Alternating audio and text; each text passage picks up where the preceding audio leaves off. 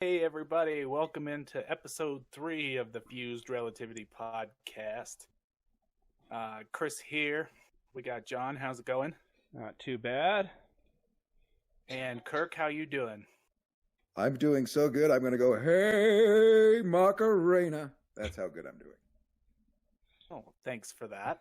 Little Macarena for you. Kirk, I'm hoping that you have a new screen name before next week's episode, because you did say episode 4 you would have a new screen name. So I would start thinking of one. I will. You know what? That'll be the big cliffhanger. That'll be. You know what? Right now, there's 50 million people calling and flooding the phone lines and wanting to know what it's going to be. So that'll be the good hook. So you got to wait. It's like Who Shot JR, if you can remember that. Huh. Holy cow! Is that a shirt? That's look at that. We got merch. Yeah, this is the, I'm excited to show you guys. This is the new shirt design I'm working on with our logo. I figured I'd pop it up there and see what you guys thought.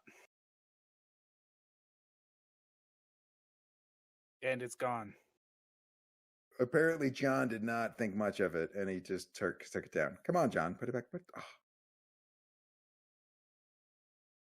And as long as it's not scratch and sniff, I am for it. Because and if you wear it, don't send it to a audience member because it's not going to go well for him. You got to send him a fresh one that wasn't pre-soiled by Chris. Hey, there's the shirt. There okay, it is. Now, what's your guys' thoughts on this guy? Well, I like it, but, I'm the one that designed it. You're saying you're a little biased, is what you're saying. A little bit.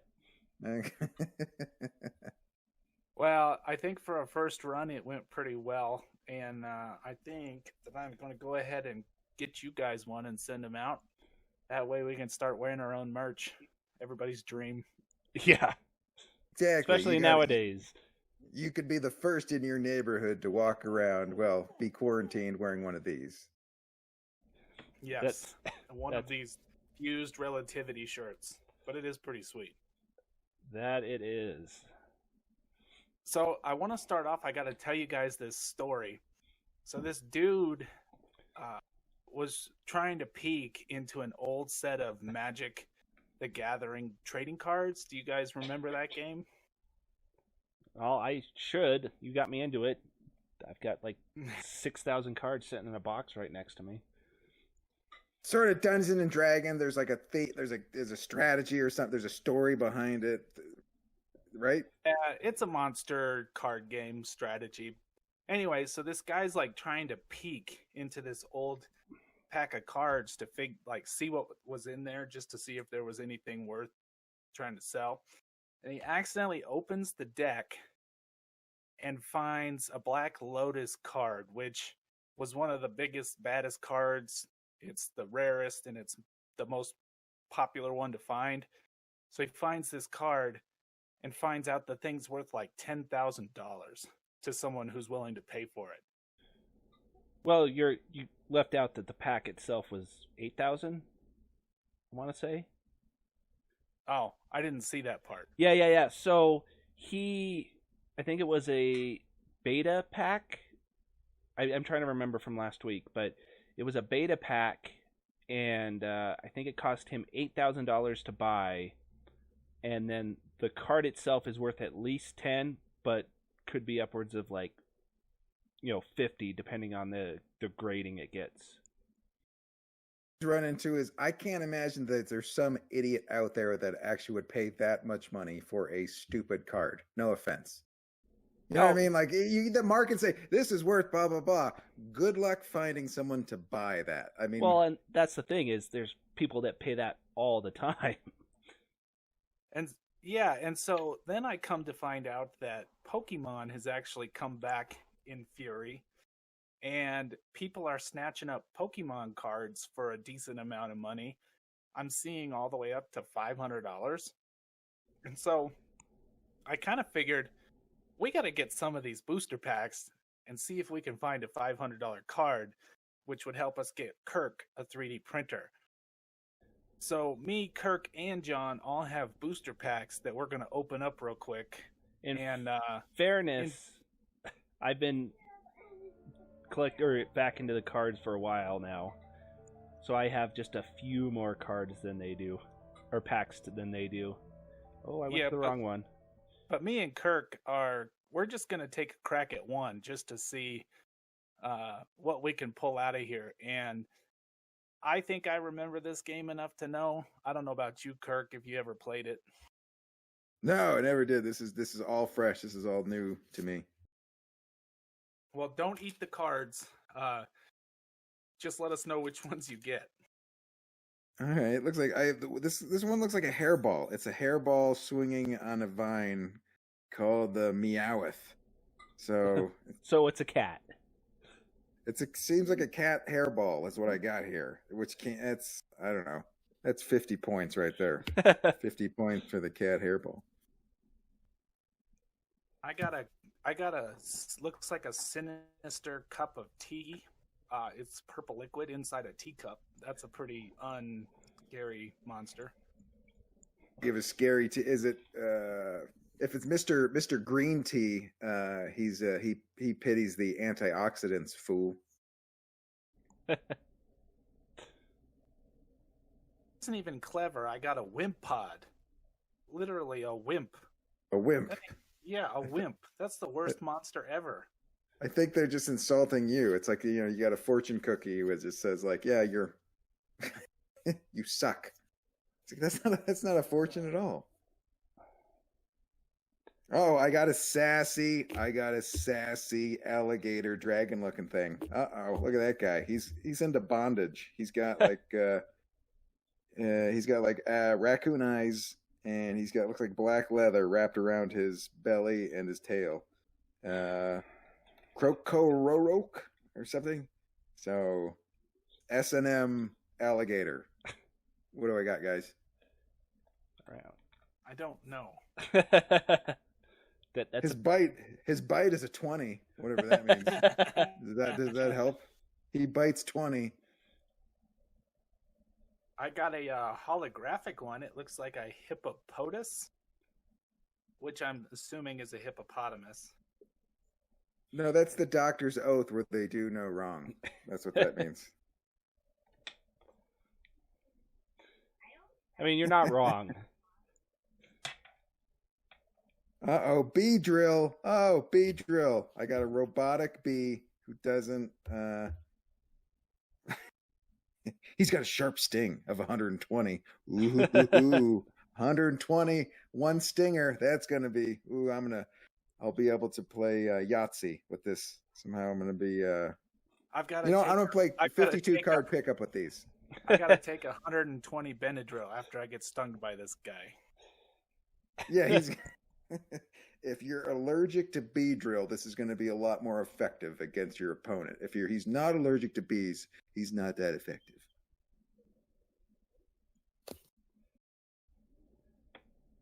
It looks like I got a whole lot of very weak monsters, and now I'm happy I only bought one pack. Hey, I've got kids I play with.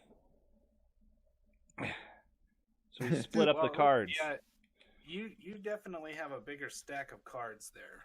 Just a little bit. Kirk, do you know holographics? Any holographics? I got one. He looks extra silvery and shiny, and it looks like Metang, which sounds dirty. His metal claw is 30, and his magnetic blast is 60, so that's good. All right. Oh, so and I'm just going to kind of do this in the background while they are, we continue on, but I will, since I actually have a webcam set up, I will go through mine. So what's the next topic, Chris? I think for the first, we're going to switch things up again this week.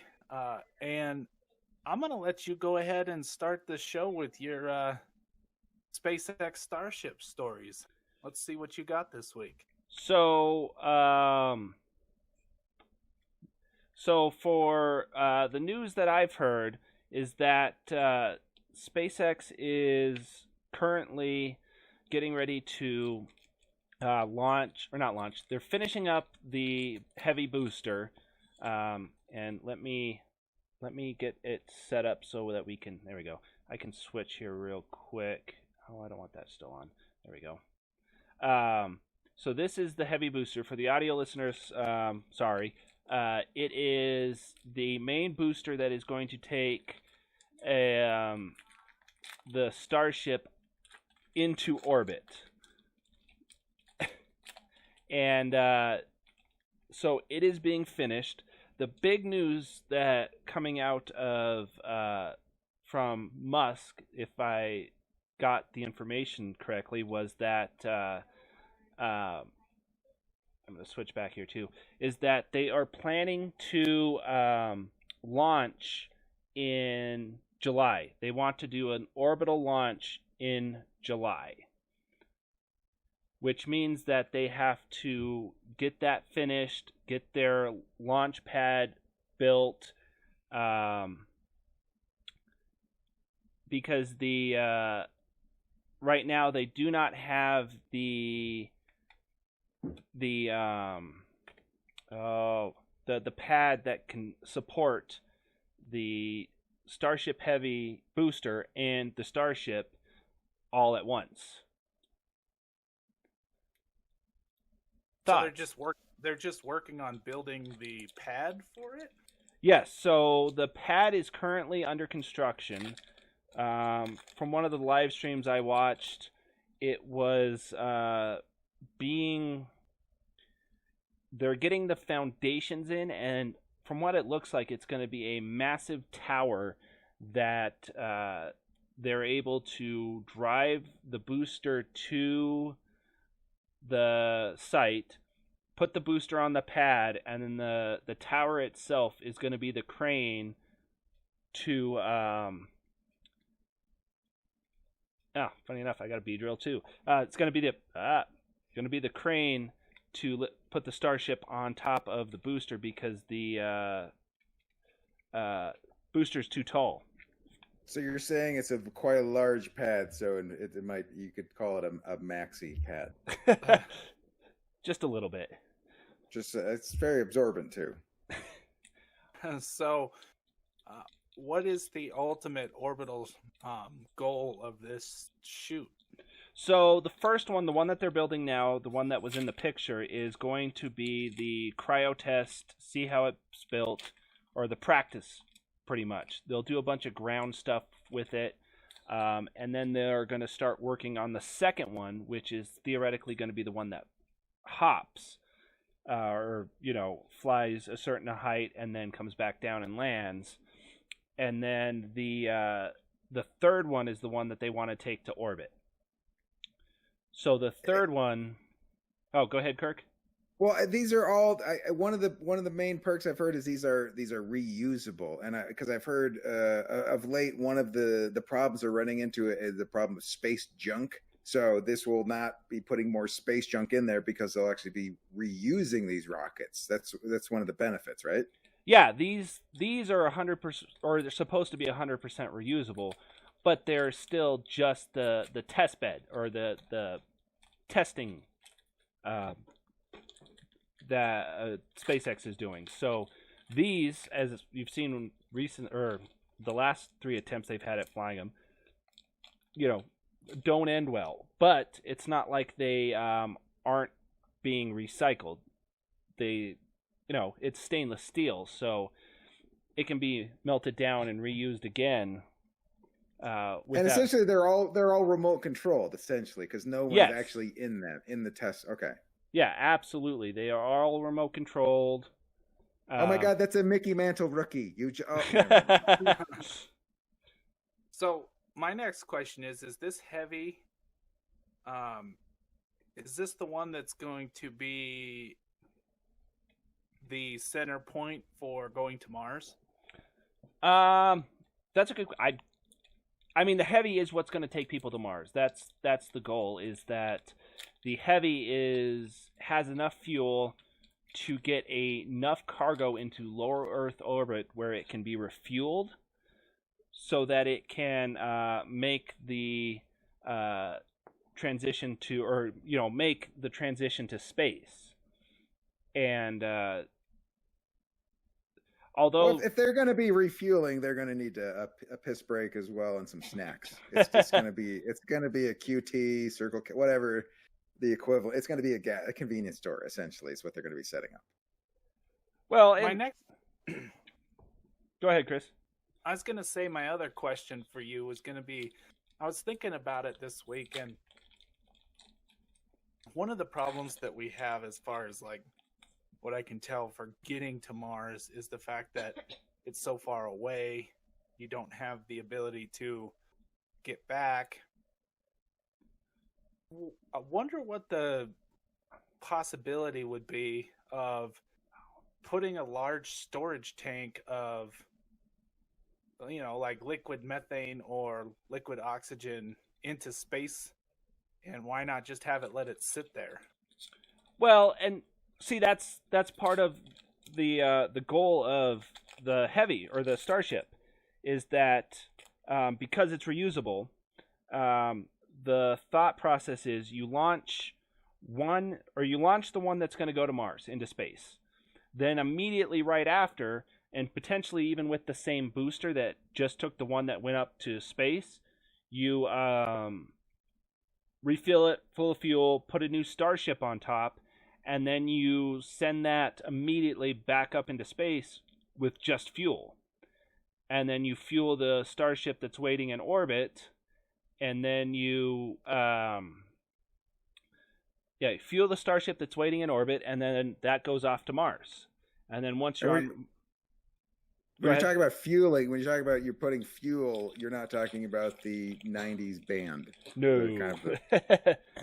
Okay, good. The type of fuel Chris is very well at making. Oh, okay.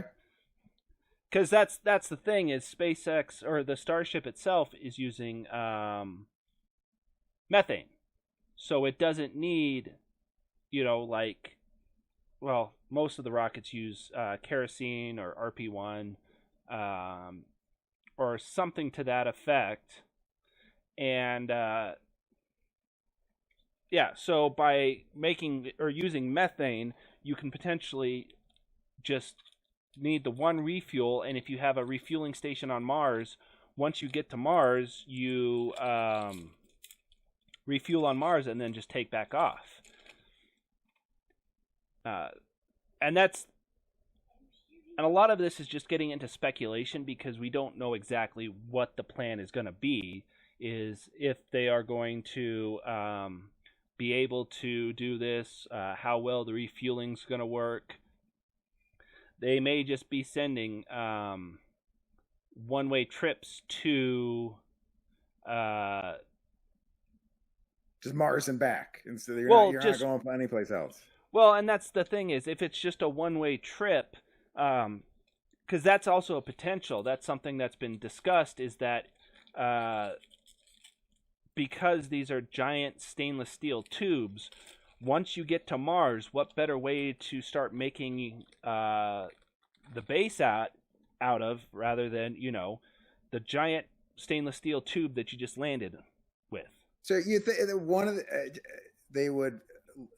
a spaceship would go to Mars, and then they would convert the spaceship into usable material to then make like a fort of a sort? Essentially, yeah.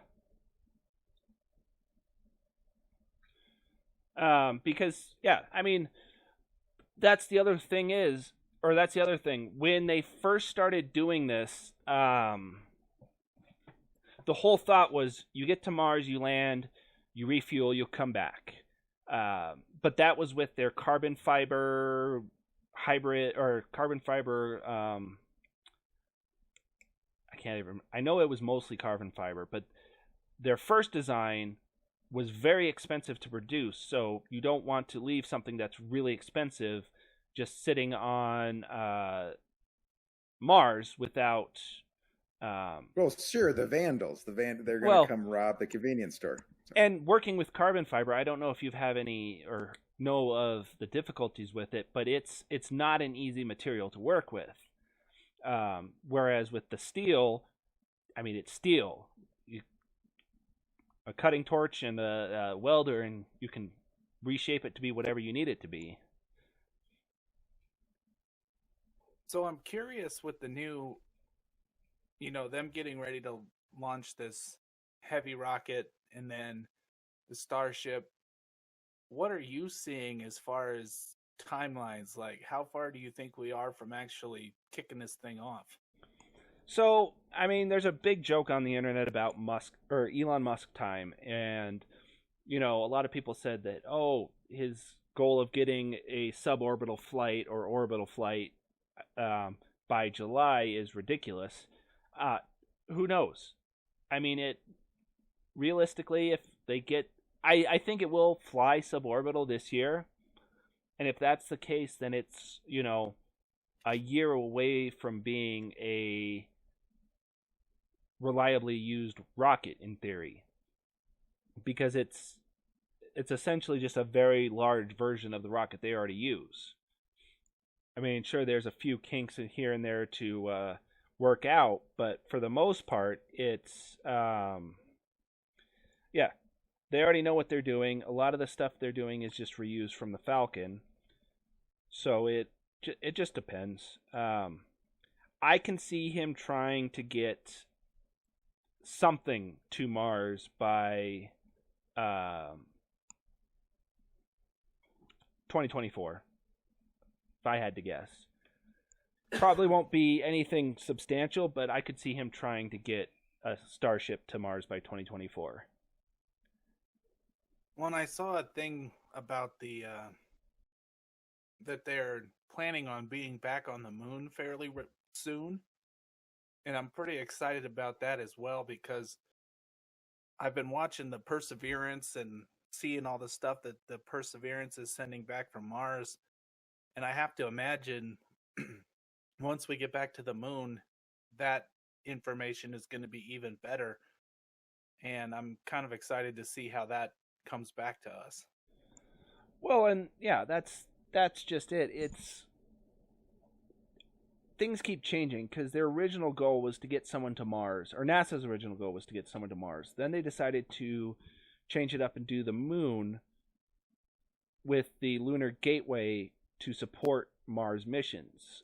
And I mean, honestly, yeah, a lunar base would be the ideal starting point, because then you have a midway between, not exactly midway, but you have someplace that's outside of Earth's atmosphere that's a lot easier to potentially get to Mars from, and has the potential of having a refueling facility and all the necessities you need to support a long duration mission like going to Mars. Because even at the shortest, I think it's 6 months to get to Mars from Earth. So with Mars being the red planet, do you believe in the theory that it's communist? I No. don't. You don't believe it? All right. Well, hopefully, I don't know how long it takes. Do you know how long it takes to get to the moon? I'm almost positive it's under a day. 2 shakes of a lamb's tail. Because I say it's under a day, about 3 days. Well, that's not very long at all then. But that's without, I'm assuming that's just with conventional rockets or ships and things of that nature. Now, if the Starship was able to get to low Earth orbit and then get refueled, it could get to the moon in potentially like less than a day. I'm guessing. Pretty quick. Yeah. Yeah. Because that's the biggest thing, is when you're in space, you don't want to use a ton of fuel to get to where you're going, because you have to use fuel to turn around and get back, and then you have to slow down, and then you have to use fuel to get back. If you have a ship that's just full of fuel, or somewhat full of fuel, you can turn on the engines and go a whole lot faster to where you're going, because you're not so worried about having to turn around and slow yourself down once you get there, because you have the fuel. And if there's refueling on Mars, then it's even less of an importance, and you can go even faster there and turn around and slow down even more aggressive. Kind of amazing to think that something like the show The Jetsons or Futurama, those types of cartoon shows that we grew up on, that could actually be a thing at some point. Well, probably not in our lives, but well, a robot maid is pretty close to. I mean, it's a Roomba. Rosie the maid, Roomba. It's close. It's getting there. It's not. There's no voice. There's no voice active. But I don't want my Roomba to be talking to me, going, "You live like a pig." You know what I mean? Like, who wants? I don't need that. Yeah. Well, yeah. That's always good. Well, hey, with that, I'm excited, John. I think it's time to switch to Kirk's Corner. I'm really excited to see what we got this week. Oh yes, I'm because I've got a surprise for both of you in there, and it kind of fits with everything that went on last week. So here is Kirk's Corner, stream 2. You should be able to see it in the Discord potentially, if that's still working, Kirk. Yeah. Is that it looks like a trophy filled with it's either meatloaf or fake dog poop. I think what is that in the trophy? Those look like shoes. Like those shoes? Muddy shoes. Oh. Oh, the Missouri Muddy Shoes. The Missouri Muddy Shoes. Those AA baseball team with a slightly offensive name. Still no glass of water on the table, just saying. Anyway, my demands were not met. The stool. But that is a different tree. There's snow. All right. Nice. It's we got snow. There you go. I did add snow because of the whole thing from last week. It has snowed, and it's supposed to snow again. So before Kirk's Corner, I think we should apologize, because I feel as though we jinxed everybody in the Denver metro area, because we all got pounded by snow. Look, the weather guy goes, "Hey, Friday's going to be bad," and then Friday was not bad. It just got pushed back to Saturday. So that's what happened. He was just a day. He was a day behind, essentially. Yeah, that's and then I got almost nothing. Take it away, Kirk. Let's see what you got this week. Okay. Well, I thought the whole a year of a pandemic, and the job market is kind of bad, so people are job hunting. So I thought I would, and I've had over 30 jobs. I've had a lot of jobs. Some of them repeat jobs. So I've had a lot of interviews. So here's sort of some do's and don'ts, some sort of tips for when you're getting interviewed for your next job. Let me see. So the first thing right here is you do want to learn the name of the company you're interviewing for. Okay, you do not want to overuse the phrase "badass motherfucker." Use only when necessary. Okay, don't sparingly, sprinkle it in. Don't overuse that. And you do want to know the job duties. You do not want to laugh at duty. That I figured that would be a problem for Chris. And then just 6 words: bladder control, bladder control, bladder control. Just the moment you urinate in your own trousers, you might as well just leave at that point. Don't finish the interview. A couple other, next time you're in an interview, let's see what else we got here.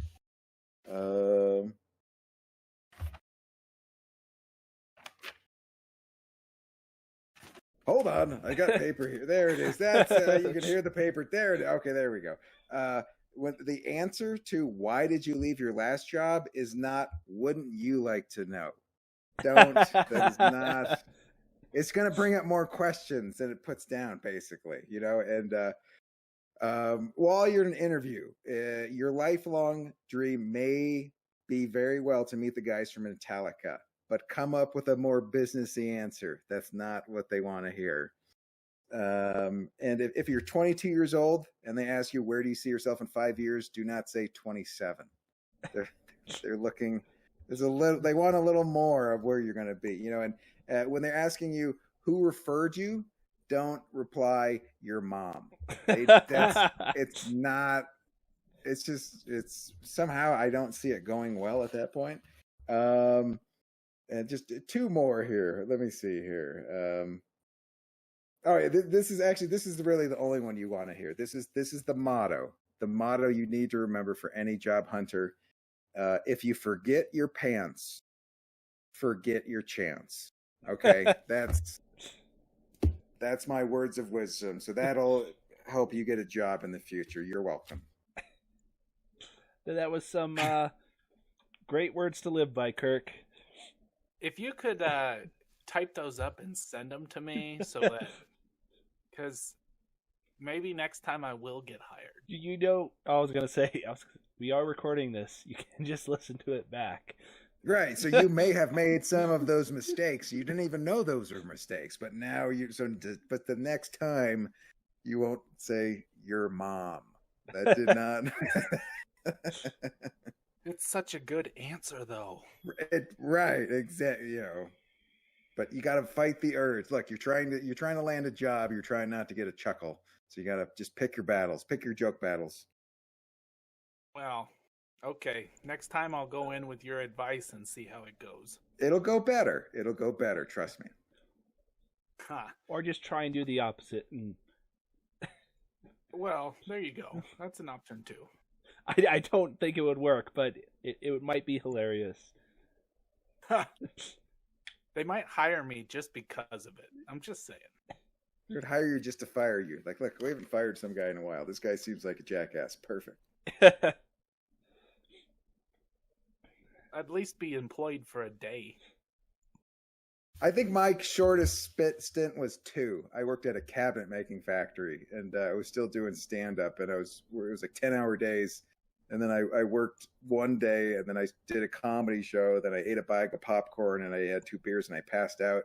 And then I woke up the next day, and I was like, I can't make it in. I'm exhausted. I can't. Like, I called in exhausted. I was like, 2 days. Like, I just remember saying, like, how are you enjoying it? I'm like, I'm not. It's not enjoyable. It's not for me. I was gonna say, yeah, I think I lasted a shift at Domino's. Look, you can't say Domino's. If you say Domino's, I'm going to have to bring up the Noid. And if you don't know who the Noid is, you can Google him. He's worth. Look, just don't avoid the Noid, everybody. If I ever got a tattoo, that's what my tattoo would be. Just avoid the Noid is my mantra. We actually John, have. What's that? Opened a whole can of worms that you didn't want to open. Thank you for that. And Kirk, thank you for your corner this week. No, you're welcome. So, next up, I think we should, John, talk about briefly some more 3D printing stuff just to get everybody, that's kind of one of our things. That's what we like to do. And this week, I'm going to have John talk a little bit about resin printing, and then I will chime in with the difference between filament printing, just to give you a little side-by-side, comparison of the two. And I will chime in with asinine comments. I just realized how bad this webcam really is. Yeah, it's a little hard to see. It's like a skeleton, right? It's like it's kind of in frame. So with resin printing, oh my god, you need to moisturize. Yeah. Worst hand model ever. Anyway, not to nitpick, but anyway, boo. Kidding.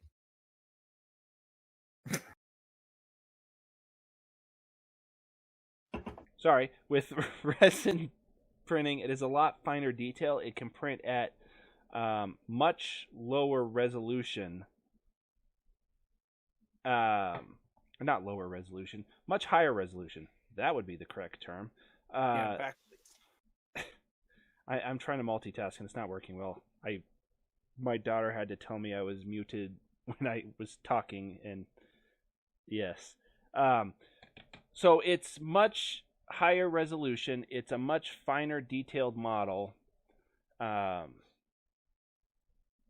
And so this is going to kind of... Oh, that should work. There we go. So now I have a much better picture on the screen, and it's actually a good comparison. So the resin printed one is the gray one. And as you can see, if you were to really look at it, you can see layer lines and the layers that it's printed in.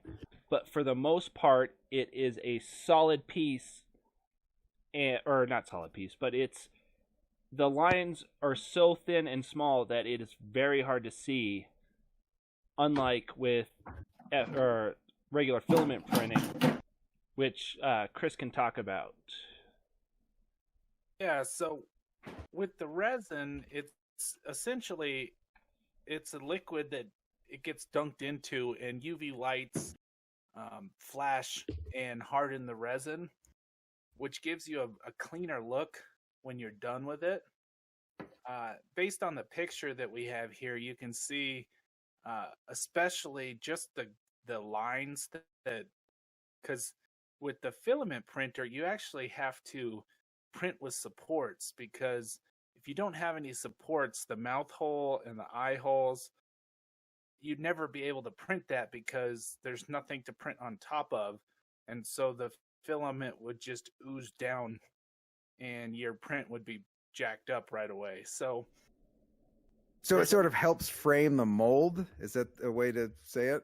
Am I close? Yeah. With the only correction, Chris, is although the eyes don't necessarily need support, the mouth absolutely does because of the way it's overhanging, but the eyes should be fine printed. Well, but if you look at the picture, the eyes are a little jagged, whereas on the resin, the eyes are much cleaner. Well, so it's just overall, it's a cleaner production. Oh, absolutely. And now, with that being said, there is a place and a time for each specific use. The resin isn't as functional for a screen door handle, whereas the filament works just fine for that because there's no definition. There's no, you don't care if it's clean or, you can see the layer lines. But when you're trying to do like an action figure or even something like this, the resin can be very effective. Actually, I was going to say, it depends, because, since I have the two right here, the resin is actually stronger than the filament, even though the filament is a little bit bigger in size. I think that's just down to how thin the walls are. Because like you said, how I completely spaced, but yeah, the resin is cured with a UV light, so although there is layer lines, they're just smaller, thinner, and it's more dense. Whereas with the filament, because of those layer lines, and you're just putting plastic on top of plastic, certain areas can be prone to failure. Like, I can't find where on this it cracked, but there's someplace on here it cracked. I'm assuming it's near one of the eyes. Is actually, cause it looks like something you'd put a candle in the middle of, and it would put weird shadows on the wall. Here, like, what is this actually for? Well, that's kind of what it was for. Okay, that's what I thought. So to demonstrate what I'm talking about, let's see if my crappy webcam will work. I found where it cracked. Again, terrible hand model. So right there, and that gives a good explanation. Like, because it's just plastic on top of plastic, it can fail in between these layers and break apart like that without too much issue. And the resin print is very cool, and it's the only thing I don't care for with the resin print is it does take a little more to get it going. I mean, you have to fill a reservoir tank with resin as opposed to changing filament. Yeah, and then you have to clean the print. You have to clean the machine, and there is a certain amount of odor that comes from the resin. It's not that bad, but I mean, there's an odor to it. Well, and Chris, when you say clean the machine, like, is there sort of like a alcohol solution or something somehow you can run through, or like when you say clean, like what do you guys mean? So I'm guessing I'm more familiar than Chris with this. Basically, it's just cleaning the tank because, and I'm saying way too often. When you print, you have to get rid of the resin, otherwise because it is UV reactive, you don't want to leave it sitting in the tank because just over time, if there's sunlight or anything that's getting through or getting in enough towards the resin, it's going to start solidifying little bits of the resin. It would clog it up like either an oil filter or like cholesterol, like it just sort of gums up the arteries, slows stuff down. Kind of. I think that's what killed my wife's first resin printer was a chunk had gotten missed after we printed or a printed failed, and when we went to redo it, it had pushed down onto that piece of plastic and cracked the screen. Did you guys ever consider the butler? I think if there's a murder, it's got to be the butler. Do you have a butler? No, we do not have a butler. All right, rule out the butler. We could blame the kids, but they're murdering at a 7th grade level. They're so advanced. But yeah, and to go with what Chris was saying, cleaning and all of that stuff after the print's done is a lot more involved than just popping it off the bed and maybe wiping the bed down with some alcohol. Because you do have to clean the part. The resin that I use to print this is actually water washable, so it doesn't need alcohol to get cleaned, whereas some require both alcohol and water or some combination of something to get them clean, and then you have to UV cure them even more just to make sure that they're finished. I know Chris's wife demands alcohol to put up with him, too, so I know that. Well, and I've seen actually a resin print, and the more intricate it seems the print is, the one that I saw actually was kind of bleeding the resin out for days. Like it wasn't fully cured inside, and the resin was actually making its way out of the print. Yeah, and that's something that can happen, especially with solid designs, because if it's solid, or if the object is solid without any holes or anything in it, and you have it hollow to save resin, inevitably there's going to be resin that gets trapped inside as it's being printed, and the layers come down, and it just, So I could definitely see that happening, although with all the prints we've done, we haven't had it happen. The cool thing is with the resin, though, is you can see, I mean, it is a much better looking print as far as quality is concerned. And if you're willing to put the time and effort in, that might be the way to go. Well, and the other thing to consider is speed. So these both took about 2 hours to print. Now, so wait, both of those took the same time? Yes. Okay. But here's where it differs. I could have filled up because the downside is on most resin printers the build plate is smaller, but I could have put 6 of those, potentially put 4 to 6 of those on the same build plate and printed them all at the same time, it still would have taken 2 hours. With filament. No, with the resin. Oh, okay. So you're talking There were about chocolate chips in them. if you had a big enough build plate, you could put 6 of those because it's just light flashing. You would have the ability to go faster. Well, it's you're still going the same speed, but having multiples doesn't affect the speed. Whereas if you did with the filament, if I made, let's say, 4 of them, so if I did 4 with resin, it would still take 2 hours. If I did 4 with filament, it would take 8 hours. Just because it's with the filament, it's 2 hours per print. And it may be a little bit faster, but it would still be about 4 times as long as the initial print. Whereas with resin, you could load up as many as you can fit on that build plate, and it will still take just it will take the same amount of time that it took to print 1. Right. If that makes any sense. It does. And it's really kind of I don't want to say superior, because I don't think it's necessarily superior, but it's definitely a different step above the filament printer. It definitely has its role. And in honesty, it's more popular for D&D miniatures now than anything else. Just because it can get such a high level of detail that sure you can get with a filament printer, it's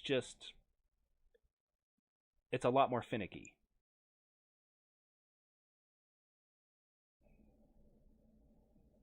Well, that was our, we took a little bit of a step there into trying to explain a little bit of the difference between the 2 different types of printers, because John uses a resin printer. I mainly stick with the filament printer, and we'll do a little bit more deep diving into that as we go. In fairness, I don't use the resin printer. My wife does. Well, I've got a filament printer just like you. You've got a resin printer. I do not own one, so that was kind of my point. Technically 1.5. I need to fix the one that broke. Potato. So one has a bathroom, one has a shower. We got a half bath of resin. Exactly, I got a half bath. That's an odd digital printer you got there, I gotta say. I didn't really, I wasn't expecting to have to shower off after printing. So I think with that, we should probably segue into our next topic, which is something I'm very excited about, especially in my line of work, that might actually get there at some point. But I've been looking at these exoskeletons, is what they call them. But really, it's just mechanical or robotic exoskeletons, or like additions to the user that allow you to basically exert a lot less energy in the things that you do. I don't know if you guys have seen these at all. I saw it, and I you know what? I liked it the first time I saw it when it was called RoboCop. Okay? Seriously, it's sort of an exos. It's RoboCop-esque. Yes, I could see that. Yeah. Yes. Well, the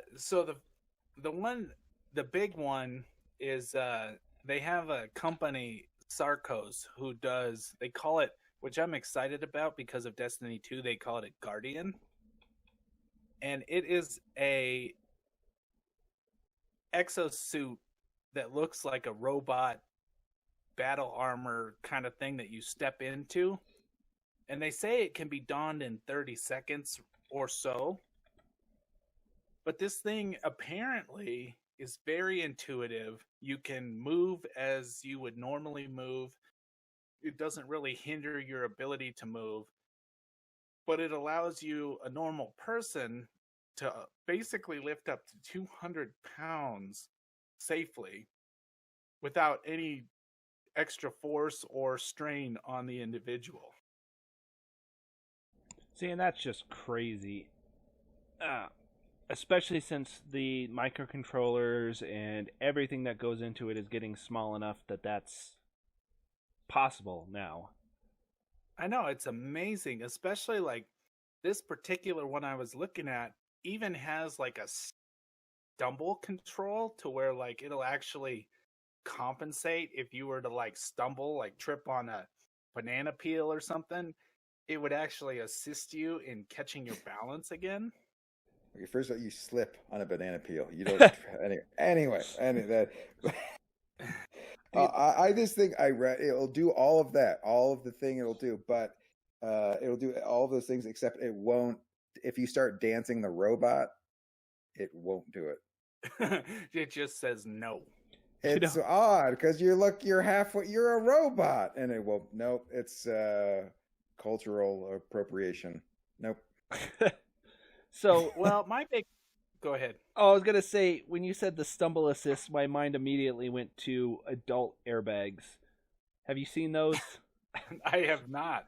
Aren't they called babies? You put them on your chest, and if you fall into baby. No, it's like a fanny pack that, if someone starts to fall, it deploys an airbag to prevent them from breaking their hips. It is amazing. Yeah. Oh. I think most Americans have this giant big belly in front of them, so I think the belly will take the fall. So I think their hips are fine. You say that. I don't know how I feel about airbags for adults. I think because like the parents that use the bumpers for their kids for bowling, I think they do this. They protect them from failure. I think they're trying to then they want to finagle the same thing to put bumpers on teenagers to cut down on pregnancy. They're constantly surrounded. They can't get to each other because they've got protective bumpers, and they'll never accidentally knock somebody up in high school. Well, and so the Sarcos brand, they have the more electrical, like it's got batteries that it runs off of. And then there's another company called SuitX, and they are doing more mechanical assist devices that you wear. And from what I could see, they're relatively cool. They don't seem to impede your movement. Like, you would take some time to get used to having the thing on. But I feel like once you got used to it, you just would move around as normal. And they actually have 3 different models that you can choose from, like a shoulder, a back, and a leg model. And you can wear all 3 at the same time if you want to and kind of look like a robot. But like the shoulder model would be for putting your arms up. Like if you were working over your head a lot, it would actually lock in place at a certain point so that you don't actually have to hold your arms up. Which is kind of nice because if you ever had to hold your arms up, like trying to, if you've ever been robbed at gunpoint, at gunpoint, yes, for an extended amount of time, then it's a very long robbery. Speed it up. I got places. Just rob me already. I got stuff to do. But no, they said, for if you're in construction and you have to hold things over your head for a certain amount of time, it really takes away all of the fatigue and stress on your arms. They have a back, which looks like a powerlifting belt almost, but it helps you pick things up. Like it kind of takes away all the, I want to say like tension of having to rise back up. And so lifting things that are a little heavier than what you're used to isn't as big of a deal because it's assisting you. But the leg one that they have, I thought was the coolest one for 2 reasons. One, because it works with a spring. So as you crouch down, it kind of, as you step up, as you go to get back up, it kind of springs you back up, which takes a lot of the strain out of your legs. So if you're bending down or squatting down a lot for whatever reason, you might not be nearly as tired as you would be if you did it all on your own, which sounds a little lazy, but I'm okay with that. Well, and it's just a natural progression, because I think the majority of these weren't necessarily developed for the average person to improve their own abilities. It was for disabled people to be able to get back up to a level of normality, like the legs and stuff like that, to help people walk. And then, once that got far enough along, then they started branching out into, the more, I don't want to say capitalist, but the more well, they certainly, the Sudex company does have the medical side where they have the pieces that are designed for people who might be needing medical assistance to move. But it looks like they did, like you said, they just moved into the the commercial. That's the word I was looking for. Commercial side, yes. And then look at the prosthetics that can be made nowadays. I mean, you could have hands that open and close just by, flexing certain muscles in your arm or wrist, or, upper arm, wrist, neck. And the technology's there where we're, I'm guessing neither one of you played Cyberpunk, but we're heading slowly towards that.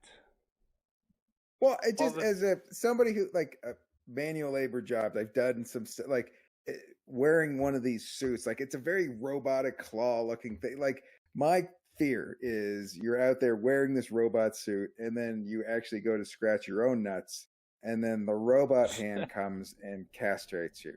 So can we at least discuss that? You know what I mean? You go to, you're like, oh my, I got your castration right here and now it's gone. Oh, damn it. I got to get my nuts from the robot claw. I'm guessing that's in the liability waiver, Kirk. Yeah. Oh, that's already. When you know what? When you sign up for iTunes and you click that box, it means it's okay for iTunes to do that to you. That's what you. That's. You gotta read the fine print, man. We can rip off your nuts at any point, and it's not our fault. Really, we're saving humanity. Oh, that's dark. Well, the one thing that really got me though. The one thing that did get me though, it was really cool because I like to sit down a lot. The leg ones actually, when you squat down far enough, they actually lock in place and become a chair. So the mechanical part is locked in, and you can actually sit in the air basically. So it looks like you're kind of sitting on nothing, and be perfectly fine just chilling there because the actual leg. That is the worst burning, like in sport, like doing a wall sit on the basketball team. Like that was torture. Like that with that thigh burn. So if you could do that without being in that's a big advance. So that's basically what I'm excited about. And I just kind of glimpsed these things and started looking at them, and I said, we're pretty close, man. This is an interesting look into how robotics is going to help us out in the near future. Well, I'm going to have robot legs and I know how to use them. I mean, he's got robot legs and he knows how to use them. All right. I was going to say, as far as robots go, they've been designing some massive ones that actually fight each other. Have you seen those? I have. And I'm not talking like battle bots where they're remote controlled. I'm talking about piloted robotic suits that are massive. Well, they've got a whole section of those on YouTube. I mean, what's not a... Yeah. I was going to try and make a joke. It fell. I'm not the comedian here. Well, hey, I think time-wise, we should probably get into our favorite segment of Reddit React. Hopefully you've got some stuff pulled up for us this week. I do, kind of. Oh yeah, and I'm reactive right now. I'm like a nuclear thing where Oh, it works. I'm ready. I'm ready to react. I was a second late on muting there. So you can see everything, Kirk? Yep. And Chris? So this is a mixed media project. It is 3D printed, wood, and epoxy. And spray paint. They're making a little dolphin. It's a little hammerhead shark. Well, and this is just to show... granted, this is the top project of the week this week, but It's just kind of showing what is possible when you have. It's got a bouncy thing. It's on a massage bed. Well, and in fairness, after it's 3D printed, it's got to relax. Okay, that's what that is, and it's got to get a little manicure. You got a little schmutz right there. We got to take a little, and then there's put on some slather, some jelly. You want to slather some jelly right there, and some mayonnaise, and then you're going to want a toaster in the toaster oven for about 275. Oop! Don't want to start over again. Let's see. But see, they have a shark in there. That's pretty cool with the epoxy. Well, and see, it's not something that's like you could go out and buy a toy shark and do the exact same thing. That's what most people usually do. Just the fact, I mean, even look at the stand it's on. Those are 3D printed as well. There's also those are 3D printed like holders, like that are like holding it up. Yeah, the red triangles are 3D printed as well. Is this like it looks like a wood block. Is that roughly? Okay. Looks like a 2x4. And it looks like they're going to need a bigger benchy. Come on. The Shark Jaws reference. Well, you know what? All right, there you go. So this is... What do we got? They're making a bubble machine. Okay, so we got some electronics in here. And a fan. Looks like a big Ferris wheel for bubbles. Yeah. Now... If those bubble were vaccinations, it would be better. But I don't think... That's mean, Kirk. Pow, pow, pow, pow. Just you bite a bubble. Instead of getting a shot, bite a bubble, and then you're vaccinated. I know this one's weird, but he 3D printed a model of the tumor or colon cancer he had. that one's just weird. Things that I've seen 3D printed. Colon tumor, probably.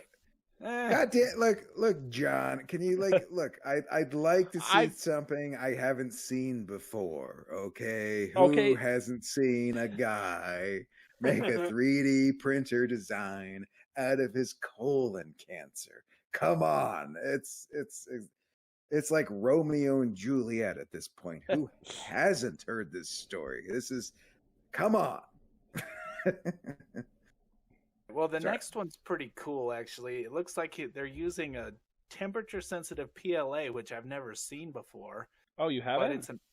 No, which is interesting that I haven't seen it, but it's a ice scoop that he leaves sitting on some ice, and it changes color because it's temperature. The whole material changes. It's like a hypercolor shirt. Like you guys, I mean... Yeah. That's what it's doing? Okay. Yeah, it's... And they go from most of them go from one color to hot. I'm guessing they've done the opposite, where it's color to cold. But yeah, it's. So someone did this on purpose? Yeah. It wasn't just a happy accident? No.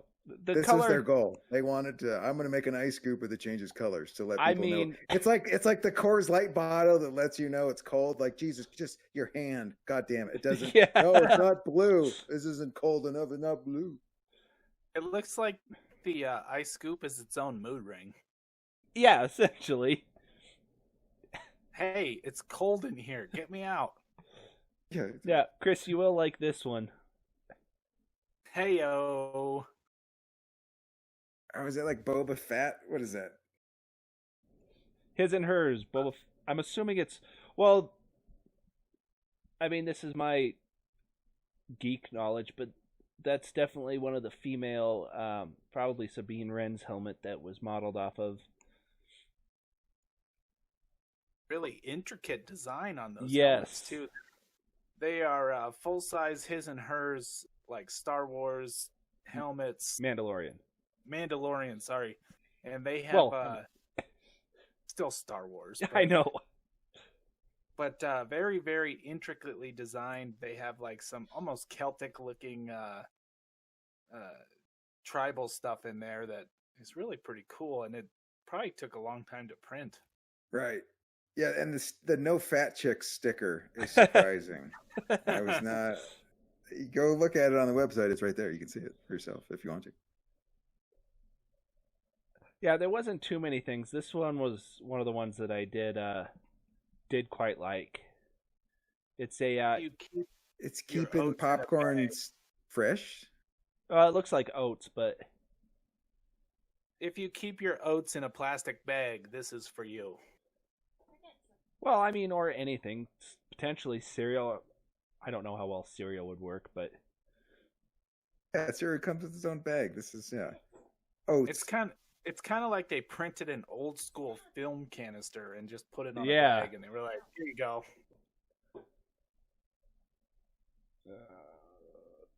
Anybody who still eats oats is not young enough to be technically savvy to 3D print that. So it's not hitting its target demographic. Oh, that's a big old floppy disk of Doom. well, not only that, but it's also that's probably what, a foot wide. Well, based off the aviator douche sunglasses, yeah, it's probably a 1 foot long. It is pretty cool, especially because it's Doom. But so there wasn't too much 3D printed stuff, but I did want to show you something that is possible in Blender. Oh, please don't have sound. So this is a procedural landscape. I don't know if you're familiar with like Settlers of Catan or anything like that. Reminds me of the first world in Zelda Link's Awakening for the Nintendo. Yeah, kind of. But the crazy part about this is it's all being done on the fly. So this isn't pre-modeled, and it's all using features that are coming up in Blender. I only wanted to shout that out because I am super excited for that. Because that's what I've been. Why wouldn't you be? Yeah, I'm going to throw this out there. Anybody who's listening probably already knows, but that might be a little bit above my pay grade. I had to walk you through Tinkercad. Yes, Blender's just a little bit above that. Tinkercad? What the hell is Tinkercad? This is a thing. This is an adult. Come on, I had to walk you through Tinker. I'm fluent in Tinkercad, so I think I'm good for this job, this government job. This is a mysterious adult. I know Tinkercad. So Tinkercad is essentially how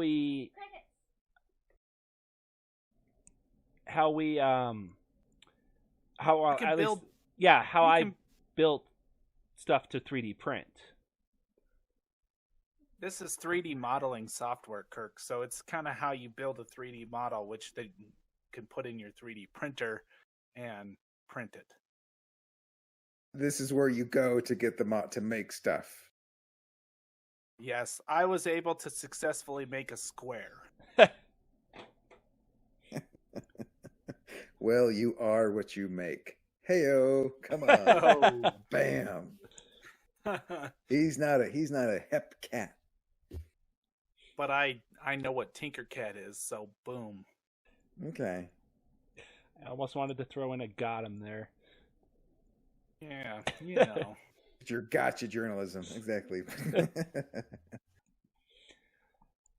All right, well, I think that will wrap up our show. We have run a little long, but so far we haven't cut out like last week, which is pretty cool because that was a little weird, and I think we got the bugs fixed. But sure. I still have no idea what caused that, but it doesn't matter. Look, this show is going to end, and so there we're better for it. Next week, Kirk will have a new screen name. We are going to hold him to that. He is contract negotiated. Pins and needles, everybody. Pins and needles. Oh, what's it going to be? Who knows? It's going to be pins and needles. Yes, pins and needles.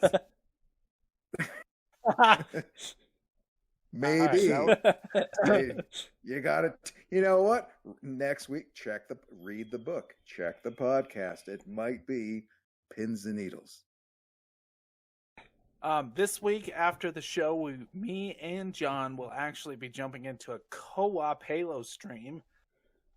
It's been a long time. I think I've played Halo like 3 times in its existence, so should be entertaining. Kirk, we do expect you to come over as well and drop some bombs in the chat for us. Chime in with some smart ass snipery. I'll see what I can do. And we hope to see everybody here next week. Same time, same podcast station, Fuzed Relativity. Thanks for hanging out. Yeah. Have a good one.